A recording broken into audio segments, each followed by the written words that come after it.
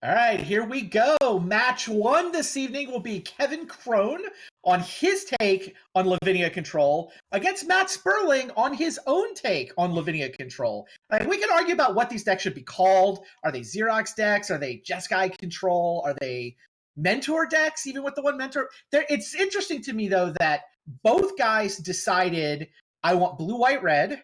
I want 3 Lavinias. They came to a lot of the same conclusions about the format. And they both also decided they wanted the sort of cantrip-heavy, control-ish blue deck.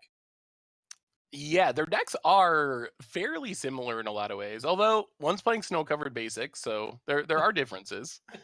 They both have an ancestral. Yeah, I mean, it's pretty. I mean, the name, they gave them very different names, but I would definitely call this a mirror match. You see, Kevin loves a spell queller. No one in Vintage has tried harder to make spell queller work than Kevin Cron, and he's not done. He's still trying. We'll see if it works out for him here.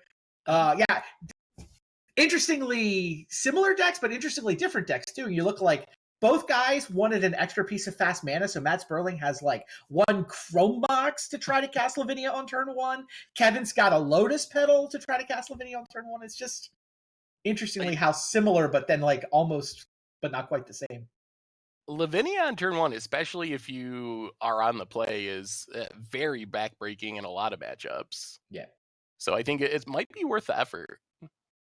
Wow. So Kevin has been slow rolling his Ancestral. I think he's hoping to defend it with Spell Queller, but Matt was able to resolve his and now gets a peek with Gitaxian Probe. So he knows what he's going to need to play around.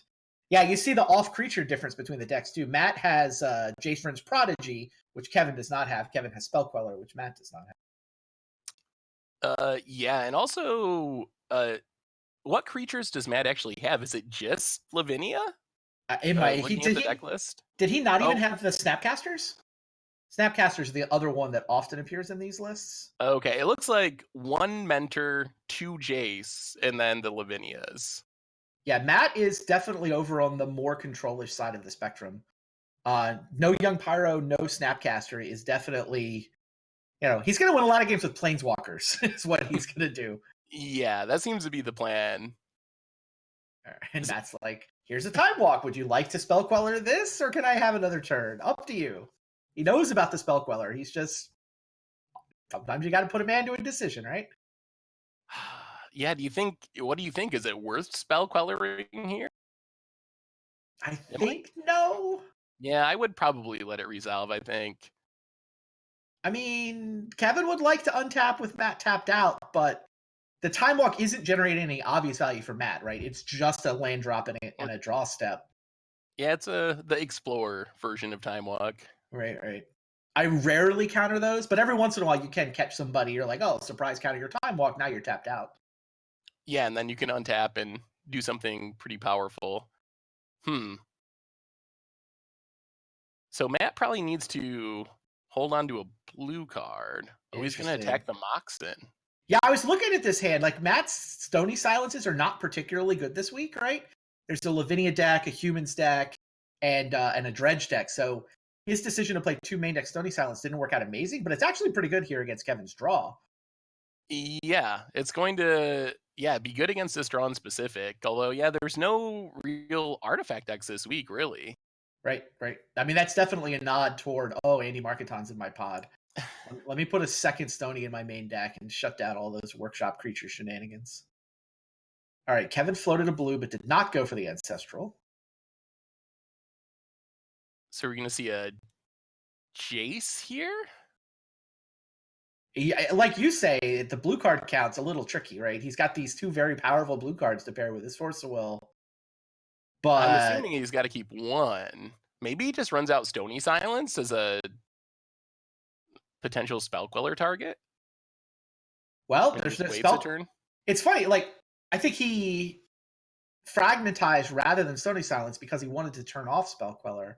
Now Kevin can't cast a Spell Queller. Here's the Stony Silence. So Matt's on the Attack the Mana plan. He loves the Attack the Mana plan. If you look at the deck, he made top 8 at Eternal Weekend this last fall with, he was splashing green instead of white in the blue-red deck. And his was very much, I have main deck Ancient Grudges, and he pointed them at Moxes all the time. This man loves attacking mana if you give him a chance to. I like it. The way he's played this hand, I feel like Matt has gotten surprisingly good use out of some of the worst cards in his deck for the matchup. And he's been guarding himself against that Ancestral Recall that he knows is there, Yeah. preventing Nope. Kevin from defending it. Yeah, the Stony and the Fragmentize didn't seem exciting in this matchup, but they've actually played really well this game. I think they're the worst cards in his deck, and Matt has gotten good value out of them. I'm impressed. Now, Kevin probably just has to go for his Ancestral now and hope Matt's bluffing Force of Will. Oh, he's Gitaxian Probed as well. They both know. So, They both yeah. played a Gitaxian Probe, so. Now he knows about the Force of Will, and he's like, oh, I can Ancestral as him to Torok? Is it? Yeah. And then Matt gets to untap and probably play Dak, most likely. I mean, I think Kevin, is he going to do better? I guess he can Merchant Scroll for, like, what? Force of Will? Yeah, he might just try to get his own force. So, Interesting little game here. yeah. Is there any chance Matt's going to Force the Merchant Scroll? I can't imagine you force Merchant Scroll, right? I don't think so. Dig through time. It's a good target. So now we can try to just overload the force with 2 really powerful card draw spells. That is the plan.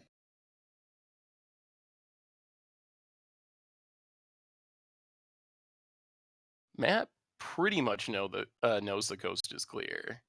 So there's the Dak. Yeah. I'm mildly surprised he cracked the fetch land first, but he was willing. He knew he wanted to make that 4th land drop before he activated Dak. Well, down go the white cards. Yeah, holding on to the forces. So it seems like a card draw spell. Oh, and a force. That was a good draw step for Kevin. Yeah, that was. So now both card draw spells could potentially resolve this turn. Yep. Or he could just run out his own Dak, I guess. I don't love letting Matt untap. I think you do something main phase. Now Matt can draw another blue card and actually. Right. Well, I guess the land actually does turn on double force if that's. And he does not respond to the Dak. So finally, Matt did find not just another blue card, but a Pyroblast, which is even better. So the land goes. Yeah, either the Preordain or the Chase. Probably the Preordain. I think I definitely keep Pyro Force of Will. Probably I play Jace's Prodigy here. Yeah, and then you have Force with Pyroblast. That seems like a good line. Oh, and Kevin's just been sitting on the Spell Queller. That's why he didn't want to pick a fight. He got to make the Spell Queller do something. Apparently. So we might see the Force of Will battle here. Is it that important? No. Like, Matt can blow up the Spell Queller later with his Pyroblast. I think if I'm Matt, your opponent has an Ancestral Recall, and you know your opponent has a Dig Through Time. I don't know if I worry about the Spell Queller. I mean, I guess the upside, well, flipping Jace does get you your own Ancestral back. So fair. That's fair. Here it goes. Okay. So Force, and is Matt just kind of pot committed now? Now that he spent his Pyroblast, does he just have to keep going? All right. Resolves. Not. Well, I think I like Kevin's position here because one of these card draw spells will resolve, and he has a creature to pressure the Dak. True. Hurkyl's Recall, not the greatest draw. Yeah, that one's for Montolio also. Interesting. Matt can pick a Pyroblast fight whenever he wants. Yeah. If he's gonna pick it there, I'm with you. I think if he forces, because there's an Ancestral in his graveyard, that's the reason to potentially sink your last 2 cards, sink your Force pitching Force in. Right, because then you're basically planning on Ancestraling the next turn. So now he's has to force the dig and then Ancestral resolves, or what are you more scared of as a vintage player, Randy? What do you want to see resolve least out of those 2 cards? Dig Through Time. Okay. So force the dig. Yeah, 2 out of 7 is usually better than 3 off the top. Ancestral's response, does he find a counter? No, does not find a relevant counter. That was actually a pretty not great Ancestral. I mean, Time Walk's good, but the other two cards don't do a whole lot here. Well, I mean, the misstep isn't good against empty-handed Matt Sperling, but it's a fine card in the matchup. Yeah, that's true. The Fragmentize, if you're desperate, it can unlock the Stony Silence. The misstep's going to look better with this Mystical Tutor draw. Yeah. Was not a great Ancestral for Kevin. I'll give you that. Ooh. Wow. Well, that's an answer to Dak. I think Kevin might be pulling pretty far ahead here now. Yeah, the little dance they did the last couple turns was really interesting. Just half a dozen different judgment calls on both sides. Yeah, very, very intricate matchup. Yeah, I mean, when the dust settled, Kevin got to resolve an Ancestral. Matt got to resolve a Dak, but Kevin got to resolve an Ancestral. Ancestral's better.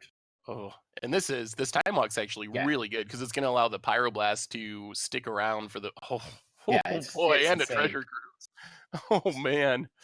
Well, this Spell Queller has been amazing. Like, the Spell Queller stopped Jace from flashing back Ancestral and killed Dak. That is some ridiculous value. Yeah, one creature is killed 2 Planeswalkers. That's a nice way to look at it. Stony Silence. This might be just to get cards in the graveyard mostly. I think he also likes having a little more mana to play with. He wants to be able to Pyroblast to defend his Treasure Cruise, etc. Now, Matt could have Force of Willed Spell Queller, right? It would have worked. He would have been able to resolve his Jace and stop Spell Queller from coming into play, but he would not have had the Force of Will for the dig through time. I mean, it depends what happens with activating the Jace, but that was the judgment call that surprised me. It was like, Matt did spend the Pyroblast, but then did not spend the Force of Will, and that felt... It kind of feels like you either got to go all the way or nothing there. Either wait with your Pyroblast fight or just go, but I could very well be wrong. My intuition agrees with you, but that doesn't mean I'm right either. All right. Well, Matt felt good about top decking a Dak, but Kevin had the Pyroblast. Now Kevin's still got a Spell Queller chipping away, which is a relevant clock, and Kevin's going to get to resolve Treasure Cruise. He sees that his opponent is empty-handed. Yeah, I think you want to be the one drawing. You want to be the one drawing 3 for 1 mana in Vintage. That's one thing I've learned. You've learned? I've learned. How long did that take? Only a game or 2. That's something you learn very quickly in Vintage. So here comes Treasure Cruise. And so at this point, does Matt have a realistic pathway back into this game? Not anymore. Yeah, I mean, with Force and Snapcaster, Flashback Ancestral, this one... Yeah, no, we're done. This one looks pretty over. It is hard. I mean, if you could stack Kevin's deck with, 10 blanks in a row, maybe. Yeah. No, but, you never know. I mean, Matt's win percentage in this game is definitely sub 5%. Maybe it's sub 1%. It's probably sub 1% at this point. And another Jace. The advantage bar would be maxed out. Let's say that. Yeah. Yeah, I think it's pretty far in Kevin's direction here. I mean, we're almost done on damage, too. Kevin can snap back a Time Walk. Yeah, and there's another Snapcaster, so it's really only a couple of turns of attacking before this game ends. Right. Yeah, with Snap Ancestral, found another Snapcaster. Oh, here's a Gush for good measure. So much card draw.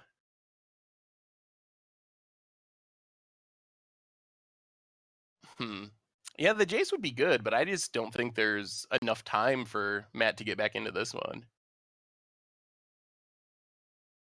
Agreed. So while they're finishing this up, Randy, Xerox. Why is this called Xerox? It is a tribute to a deck Alan Comer built 23 years ago. Hall of Fame deck built, Hall of Famer. I mean, he's got 4 or 5 Pro Tour top 8s, but known as a deck builder primarily. And he was the first guy that said, I'm going to take my blue deck and I'm going to replace lands with cantrip. And so that was sort of the deck building innovation he had. And, he showed up with this mono blue deck. The deck was like water spout gins and memory lapses, but it had sort of all the cantrips you could play circa 97, portents and ponders and all of the brainstorms, all that stuff. So that deck became called Xerox because as soon as he showed up with a tournament with it, everybody copied it. Like, it was just a bunch of common cards that everybody had lying around anyway. So, like, the next weekend, the deck was everywhere. It had just been copied. So it became the Turbo Xerox deck because that's what everybody was copying. Well, but then, yeah, so that became the name of that deck. And then ever since, this idea of I'm going to have a higher spell density than you because instead of putting a bunch of 24 lands in my deck, I'm going to put 18 lands in my deck and, 15 cantrips. Yep. So Interesting. that is the backstory. I had never heard that before.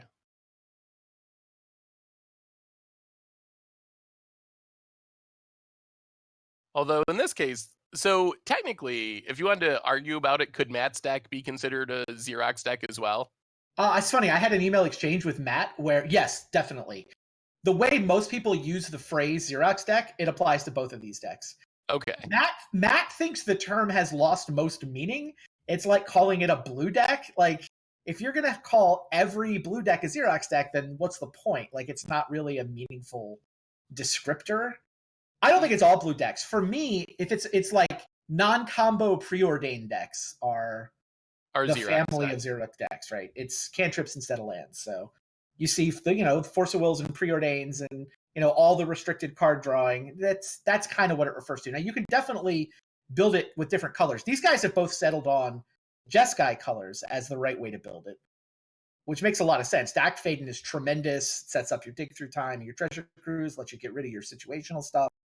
Obviously, you need the blue cards for the deck to function, and then the white splash. You get a mentor. You get Lavinia now. Is the reason you're starting to see these decks splash white more often. But when Matt played Eternal Weekend, he was on a green splash instead of a white splash. He was basically flashing back Ancient Grudges and had Nature's Claims to blow up Survival of the Fittest, and that was what he had instead of the white cards. So as far as sideboarding, it looks like mostly just artifact removal going out and some pyroblasts coming in, more or less, for both players. Both guys were a little pre-sideboarded for workshops, so those go out. But yeah, it's for this matchup, you want all the pyroblasts you can get your hands on. Creature removal is, you need a little, but it's not usually what matters the most. I like Kevin's Sudden Shock is actually capable of killing a mentor, right? You don't get to respond. Yeah, that's a nice upside. How good is Graveyard Hate in these control matchups? Is that something that's even on the table, like the Rest in Peace, or is it just not worth fighting on that axis against Snapcasters and Delve cards and whatnot? I mean, you have your own Delve cards. In this matchup, there's a chance it's relevant because Matt does not have Snapcasters, but Kevin does. So typically, you both have Snapcasters, you both have Delve cards, and you only bring in the Rest in Peace because it's such a trump against Dredge. It's actively bad for you when it's in play, but if it single-handedly shuts your opponent's deck down, okay, fine. You put up with the fact that your Snapcasters are worse and your Delve spells are worse. I've not seen it sideboarded in here, although, yeah, like you say, Matt doesn't have Snapcasters, so it is actually asymmetrical. He didn't do that though. I don't blame him. So Matt has one of the draws that you want, which is essentially a turn one Lavinia. I mean, he has some time walk to get there to make the mana work, but that's going to come down and shut off the mocks. Although I think the disappointing part is going to be that Library of Alexandria card. Yeah, that big problem. That Library of Alexandria card is pretty good in this matchup. Matt's got what? A strip mine and no wastelands? I still have wastelands. Let me. The deck, his Eternal Weekend deck had multiple wastelands in it, which one strip mine. I don't, unless they're mixed in with the spells or something. Yeah. It looks like 16 lands, one strip mine, no wastelands. It's a lot harder to play wastelands when you go to a legitimately 3-color version of the deck. When you're trying to cast Lavinia, it's really hard to squeeze stuff like wasteland into your list. We might see a Lavinia war here eventually. So how good do you think Lavinia is, Randy? Is this a format-defining card? Or, as you mentioned in the intro, is this people are just excited, it's new, people are trying it out, and the format will adjust? I don't know yet. I played Lavinia. I played these 3 colors in a sort of Xerox style deck with 3 Lavinias in week 2. I did run the table. I mean, it felt pretty good, but at the same time, Lavinia didn't feel insane. I felt like, okay, some of my weak cards got upgraded to being decent instead of, it didn't feel like these were the best cards in my deck or anything, or the defining cards in my deck. Right. That said, she seems to be everywhere. Like, you couldn't make your Restore Balance deck work because you can't cast zeros. People hate it when their opponents go off with Paradoxical Outcome. It's funny. I think the Paradoxical Outcome decks get more hated than they should because it's so frustrating to lose to them. You just have to sit there and hope they fizzle. That it sounds sort of reminiscent of like KCI in Modern, like the same feeling, maybe to a lesser extent. But I think it doesn't take that long to go off. But yes. I don't think I like Lavinia's side of a race against Library of Alexandria. She stranded a Mox Pearl. That part was good. Now there's a Jace. Like, Matt has to be the aggressor, right? If he needs to somehow present enough threats that Kevin is forced to answer them and come down below 7 cards. But man, when he's drawing 2 a turn, it's really hard. That is a problem. Although, he's fighting a good fight. Yeah, the Ancestral, and I mean, that shuts down the misstep, so that's not a problem. And the Jace can flip in Time Walk or just Ancestral again. That was Lavinia doing that work, by the way. There's a misstep in Kevin's hand, but you can't cast Mental Misstep for 0 when Lavinia's in play. Like, you forget about that. You think, oh, Lavinia just shuts down Force of Wills and Delve spells. Maybe you get lucky and play one to shut their Moxes down, but he just won this. He resolved an Ancestral. He won this Mental Misstep war entirely on the strength of Lavinia turning off Kevin's missteps. He just got to play his Ancestral twice against an opponent who's holding Mental Misstep. Oh, yeah. That was insane. Is Matt Sperling, like, I picked Library in this fight versus Lavinia, and I'm starting to think I got it wrong.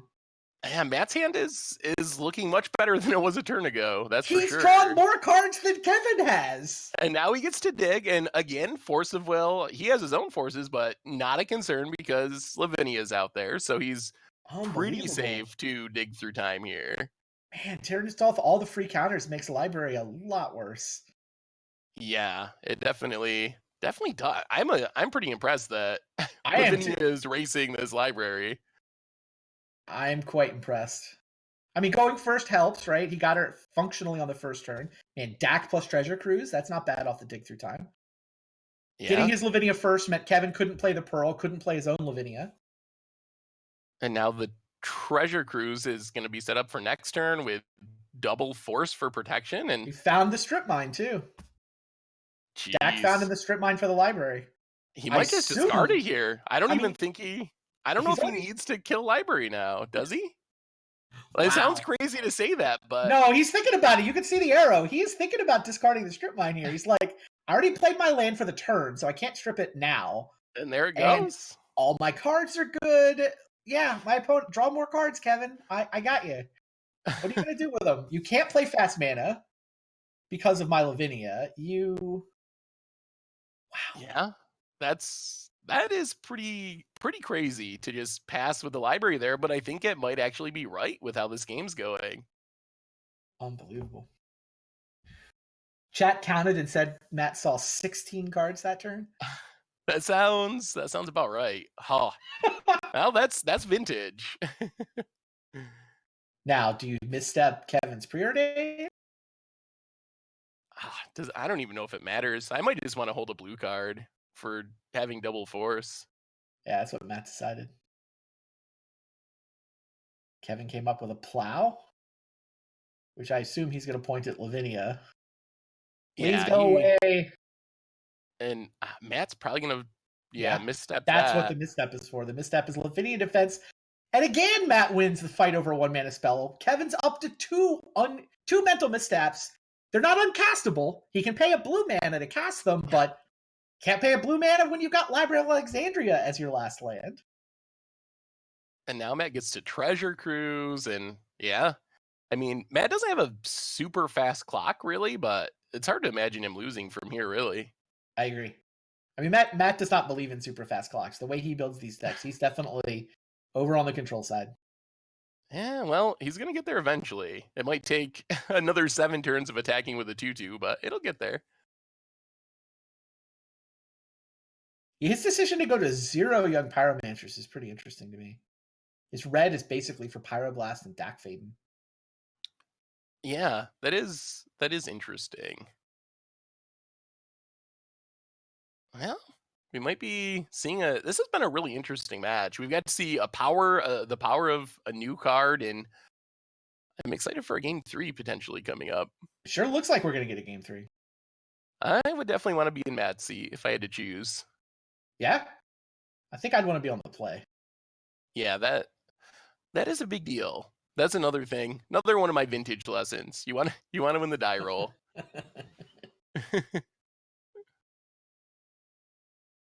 Oh, it's so funny to see these 2 missteps just rotting in hand. Really is. Yeah, it's funny. Like, Matt doesn't know how insane his Lavinia has been either. Like, I'm sure he's going to go back and watch and see the pearl, the misstep, the other misstep, see how much work she's actually been doing. But it's funny how when you play with her, you don't necessarily appreciate how much work she's doing. You don't know. Yeah, you don't get to see your opponent's hand all the time. So but in this game, like it's basically what shut off 3 cards and allowed him to resolve some really important spells. What, you think 2 Ancestrals was important? And a Planeswalker and defending Lavinia? Ooh, so Yeah, this is the use it or lose it on Force of Will. Matt can let it resolve and Pyroblast it later, which is probably how he's going to play this. So I guess, yeah. So he can Pyroblast it whenever. Right, because you can either counter a blue spell on the stack or a blue permanent with Pyroblast. It's like, okay, he has to resolve this Pyroblast if he wants his Force of Wills to turn back on. Kevin wisely goes up to 8 cards before fighting over this Pyroblast. He's going to pay a blue mana for Mental Misstep. And Force of Will is turned off, so no Force of Will for Matt. Kevin's Lavinia is in play. Hardcasting Force of Will is Matt's plan now. And Gush is also a thing that needs to be excuse me, needs to be hardcast. Yeah. Huh. I think the game has gotten a little bit more interesting now. But I think Matt, 2 Planeswalkers, that's a lot of value each turn. The Script Mine's gone though. The library is permanent.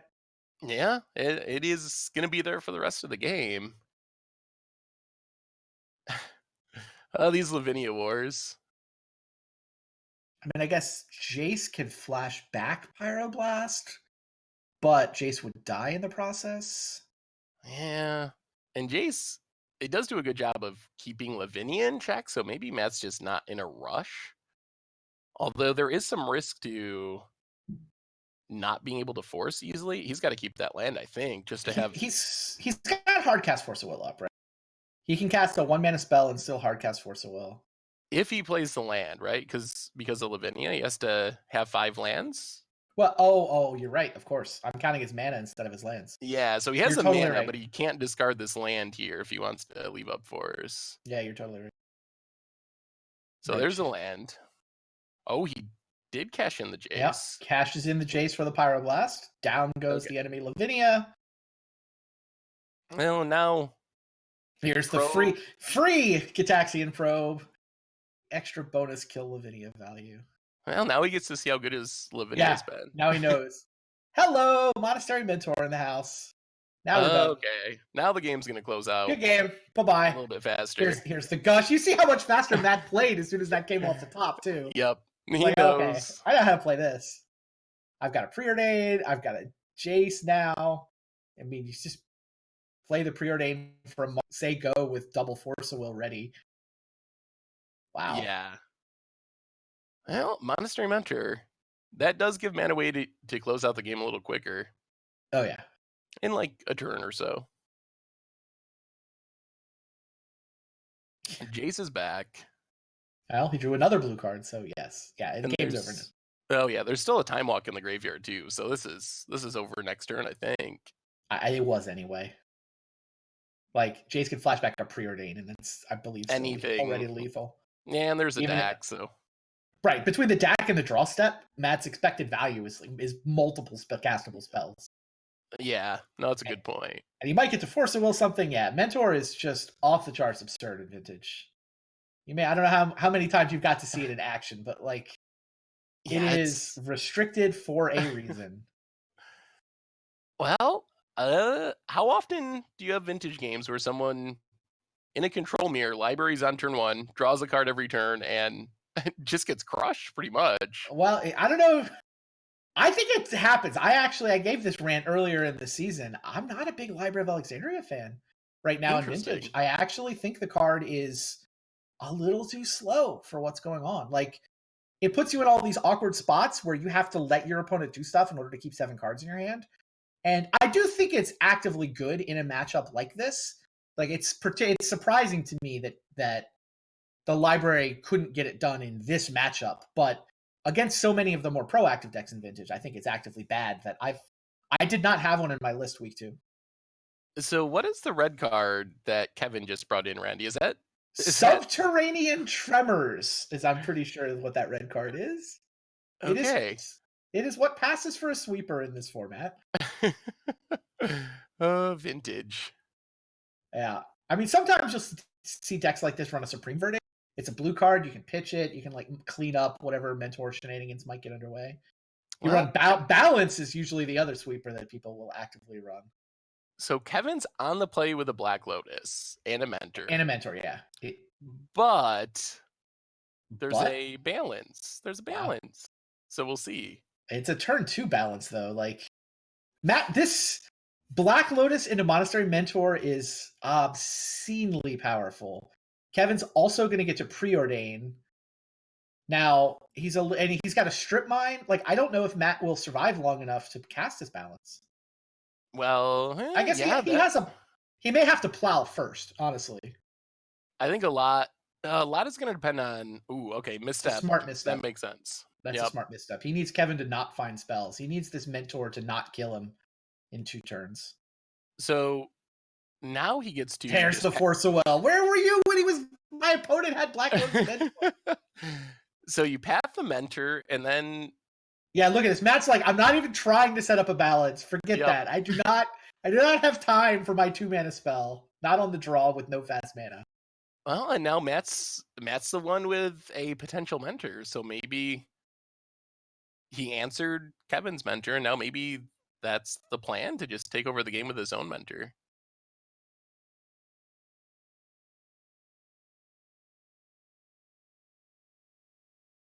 I love that plow from Matt Sperling. I think a lot of people would have tried to Get would more have value. yeah, they would say go planning to balance on the following turn. And I he think would have Matt got was pretty right. and he would have got pretty blown out by the strip mine potentially, because then you're looking at another turn, and then Right. you might just be Strip dead. Mine and Time Walk are the real blowouts. It's like there's 2 cards that completely destroy you. Plus there's any number of cantrips, right? Ancestrals and what. Yeah. Lots of things that can go wrong. All the swords. That's interesting. Well, Yeah, I don't know quite how he plays this one. Do you just plow the monk? I mean, it's hitting like it's a real clock. I don't know. You'd rather spend your plow post mentor. Your opponent does play Spell Queller. Like the way this game could turn into a game where Matt gets his mentor stuck under Kevin's Spell Queller. Maybe you're more likely to just fire it off since you know there's a balance that you have access to. Yeah, I don't know. Looks like Matt has said go. Doesn't mean he's not going to cast, but I think that preordained that looked like bottom looking for the 3rd land for mentor. Find Lavinia instead. Yeah, that's what I I don't know. was I don't know assuming. that he would have drawn Lavinia on purpose. That feels like what he needs is a 3rd land. So yeah, So do you think?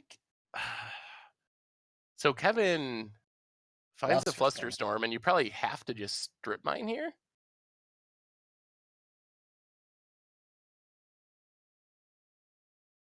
It Yes. looks like Matt's thinking about path or swords rather. Sword. No swords.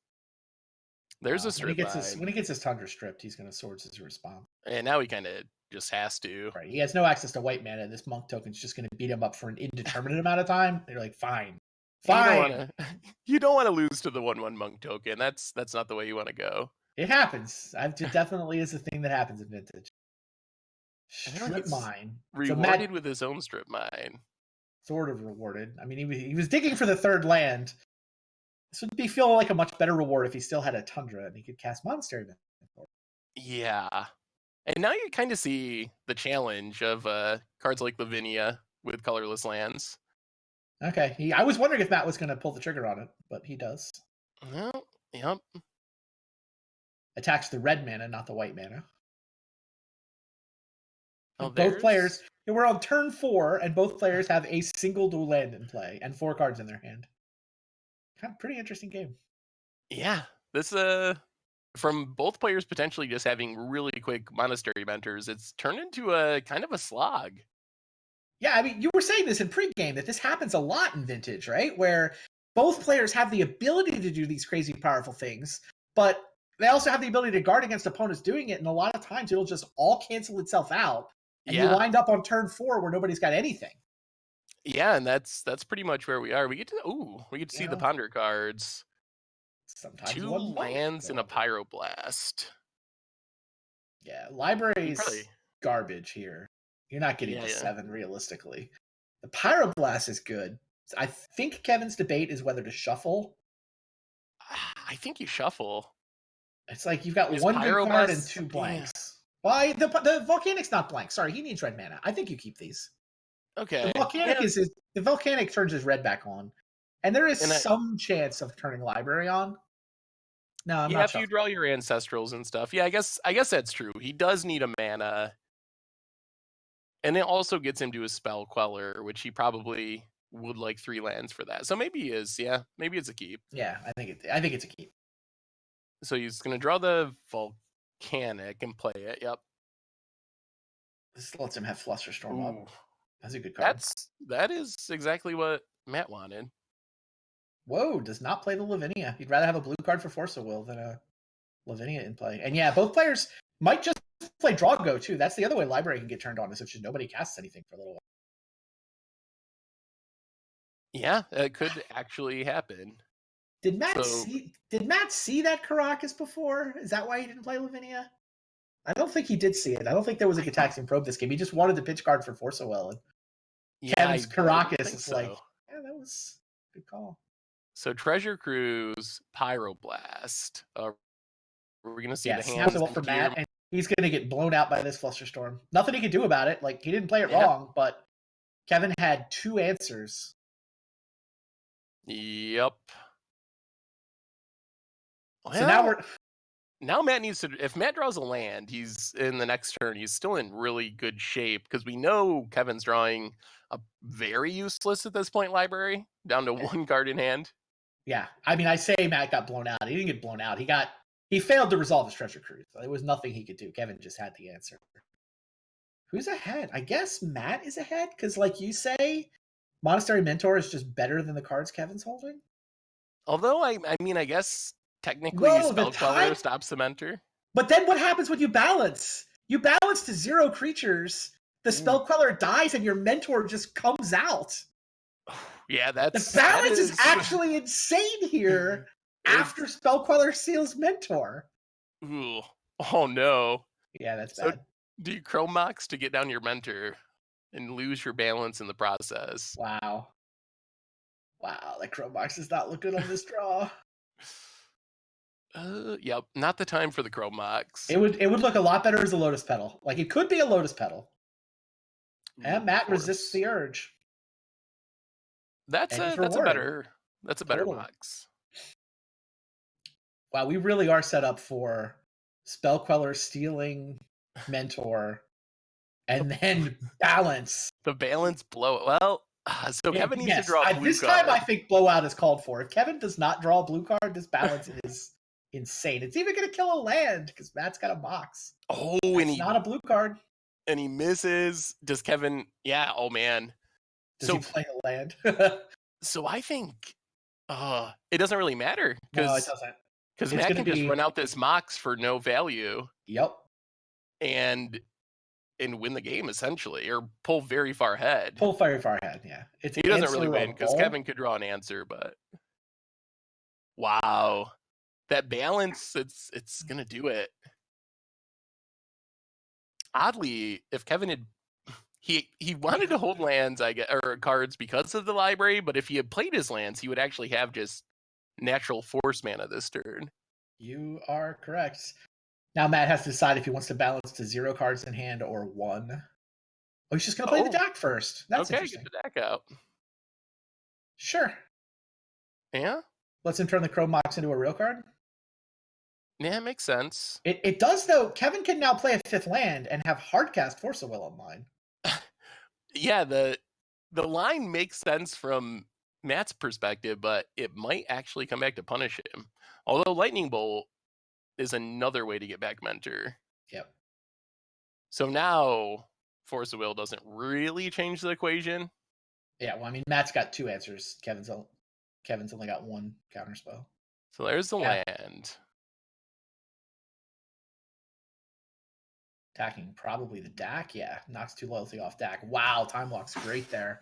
He So can do you go, just Bolt, Time Walk, and then... Yeah. Yeah. You bolt, Time Walk, and then balance. I think you bolt first because you're hoping if Kevin has a Force of Will. Like, Kevin's representing Hardcast Force of Will. Like, he played out land 4 and land 5. Oh, no. Not the balance. All right, well, you snap force this, I'm sure. Yeah, totally. This is -3 lands, minus a Spell Queller, and your opponent gets a Monastery Mentor. You absolutely must Force of Will this if you're Kevin Cron.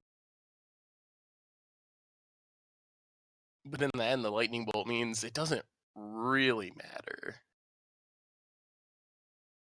So what is Kevin looking for here? Just a quick removal spell, most likely, or some sort of draw 3?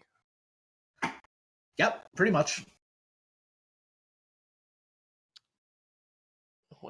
So he has a couple of swords. How is he thinking about this?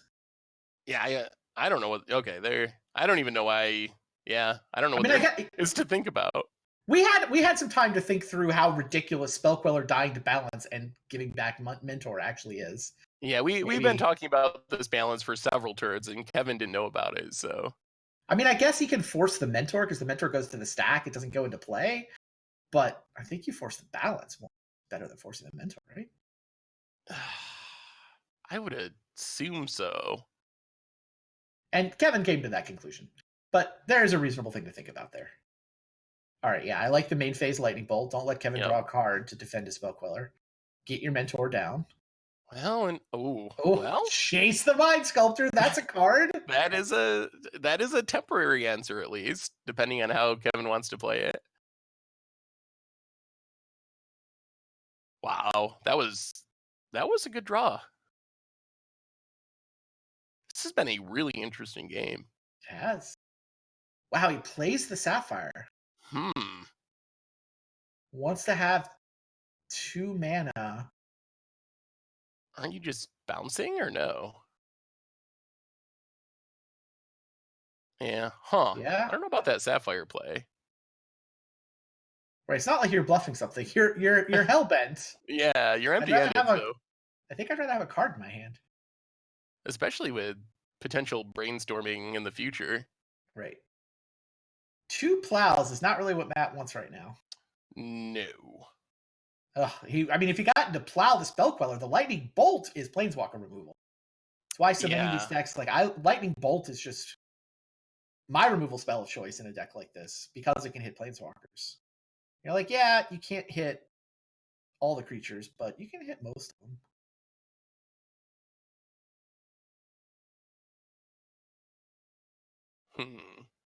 Yeah, that sums it up. It's like one guy's got a Mentor and a Planeswalker, but the other one has a better Planeswalker. Yes. I don't know. I mean, I guess you just start with Preordain, I assume. Yeah. See if you can hit a swords or something. I mean, if you hit a swords, then suddenly being the one with the Jace, you're not in horrible shape. Oh, if Kevin can find a swords with that Preordain, he's way ahead. I mean, the only thing keeping Kevin's Jace in check is the fact that it's obliged to bounce Mentor. Yeah, I guess that's true. And Dak just, as good as Dak is, it's not quite a Jace. Right. It's not card advantage. It's merely filtering. Pyroblast does not kill Mentor. It does kill Dak, though. Which is it worth it? Looks like he's going to keep it. Get rid of Dak. Yeah, get rid of Dak. Oh, Bounce. Brainstorm. Wow, he brainstormed. Oh, he hit a sudden shock. Wow, the one sudden shock. The third, I think that was the third card down too. That was a risky brainstorm, but I agree. He got paid off. Yeah, and now this is Kevin's to lose. He deals with Dak. He deals with Mentor. He only has one red mana right now, so he has to deal with Mentor, give Matt a turn, and then try to deal with Dak. Okay. That's, yeah. It's still an insane brainstorm, and being able to deal with Mentor puts him a million miles ahead in my mind. And he gets to leave up the Spell Queller, which is not the worst, especially since with the Mentor being answered, there might be a temptation to discard this Swords to Plowshares, depending on. All right, not overflooded trade in Mox Pearl. If you're gonna draw all mana, then yeah. So he gets a peek. What do you got left? Queller. What a great game! Yes, what a great match! This whole match has been awesome. Yeah, it has been a really good match. So does Sperling time walk? Just Yeah, I think might as well. When you have a Planeswalker in play, now you're getting an extra thing. It's not just an Explorer now; it's also an Planeswalker activation. I mean, he knows it's going to get Spell Quellered is a problem. Yeah, and I think that's why he didn't, was because of the Spell Queller. Yeah, I'm wrong. Matt's right. You don't time walk there. Ooh, still Fragmentize in the deck. Interesting. Maybe they came back in for game 3. I'm pretty sure they went out in game 2, but I might have missed it coming back in.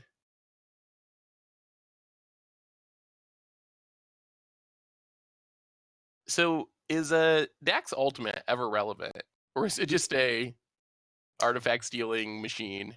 It is, well, the filtering too. It is relevant because of Pyroblast. You have these Pyroblasts that can target anything, so yeah, it comes up not very often, but you do occasionally get to steal things with your Pyroblasts. Okay, that makes sense. Only every once in a while, but I mean, I've done it. If you play the format enough, you do it at some point. Well, Dig is not spell quellerable.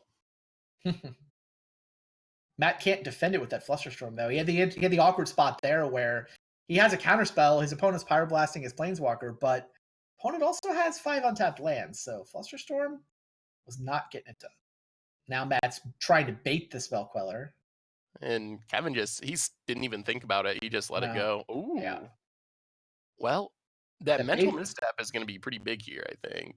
So Pyroblast. The basic Plains is not doing Matt any favors here. Actually, this might. So he Pyroblasts the Jace. It gets misstepped. Yeah. Yeah, I guess the Flusterstorm is not going to be enough here.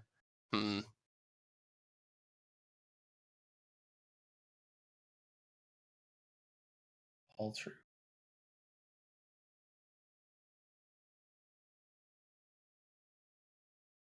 Yeah, no longer obliged to bounce Mentor. This Jace is going to run away with the game quickly.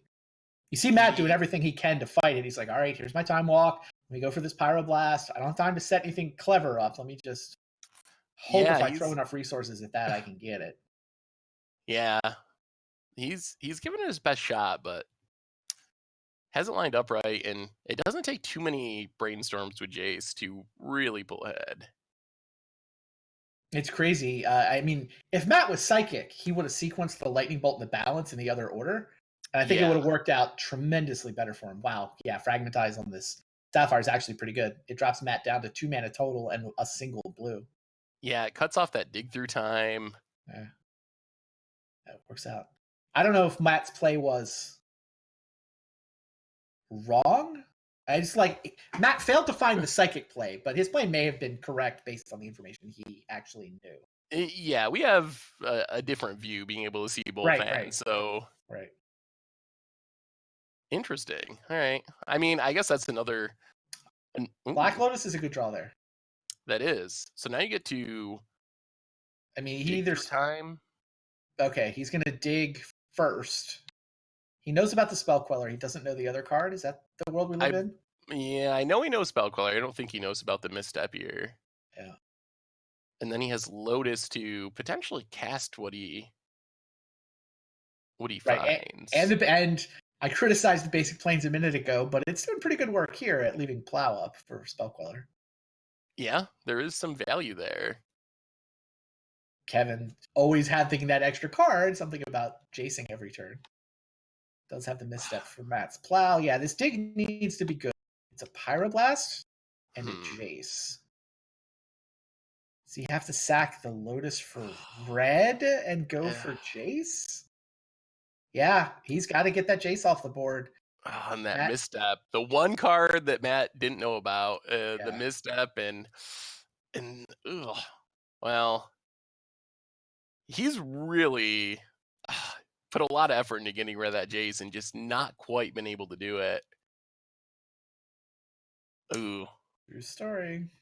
And there's a time walk and a preordained. So this is where getting another turn with Jace before Matt untaps is really going to pull Kevin ahead. And all he really needs is a clock. I mean, I guess eventually Jace is going to do it all by itself. Ooh, well, and that is technically a clock for the time being. Yeah, it's not bad. I mean, turns off Force of Will, turns off Delve Spell. And we've can seen protect it be with Crocus. It's relevant. Yeah, that's also true. It's relevant in the mental misstep battles against a mana tight opponent, which Matt is right now. Yeah, Lavinia looks fine. Yeah, he's like tapping Caracas for the white mana, but wait, no. I'll tap the Tundra and leave up the Caracas. That seems better. I don't think Matt can come back from this.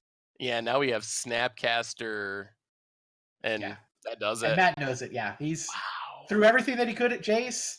Man, that sequencing and that like half dozen turn dance that they did. Right, their hands canceled each other out, and then I don't know. There were definitely sequences where Matt could win if he managed to, if he resolves the balance as his way to kill Spell Queller instead of the Lightning Bolt. Then he would have gotten a couple lands, potentially a couple cards.